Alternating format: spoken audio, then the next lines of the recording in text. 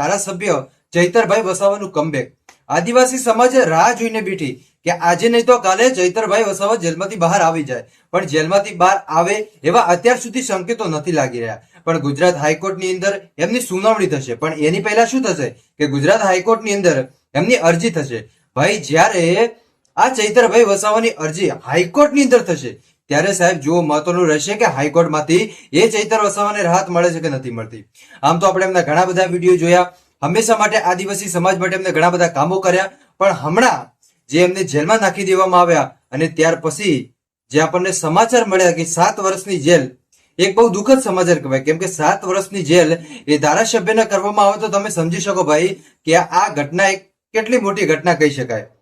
દર્શક મિત્રો, આને લઈને તમારું શું કહેવું? મને એવું લાગી રહ્યું છે કે જ્યારે ચૈતરભાઈ વસાવા એ હાઈકોર્ટના દરવાજા ખખડાવશે ત્યારે જ એમને જામીન મળશે એવું મને લાગી રહ્યું છે। મેં પહેલા પણ તમને કીધું હતું કે જો શકુંતલાબેન વસાવાનો કેસ હાઈકોર્ટમાં જશે અને હાઈકોર્ટમાંથી એ શકુંતલાબેન વસાવાને જામીન મળી જશે તો માનજો કે પાછળ ને પાછળ ચૈતરભાઈ વસાવા પણ જેલની બહાર આવી જશે। શું થયું? શકુંતલાબેન વસાવા જેલની બહાર આવી ગયા, હવે પાછળ ને પાછળ કોણ આવી રહ્યું છે ભાઈ? વધ્યા કોણ? ચૈતરભાઈ વસાવા।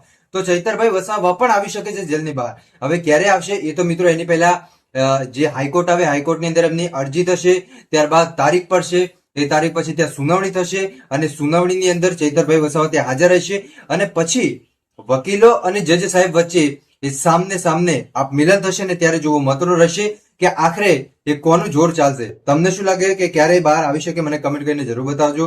મળીશું આપણે નવા વિડીયોમાં નવા ટોપિક સાથે। ત્યાં સુધી બધાને જય માતાજી, જય દ્વારકાધીશ। આગળ પણ આનો સપોર્ટ કરતા રહેજો।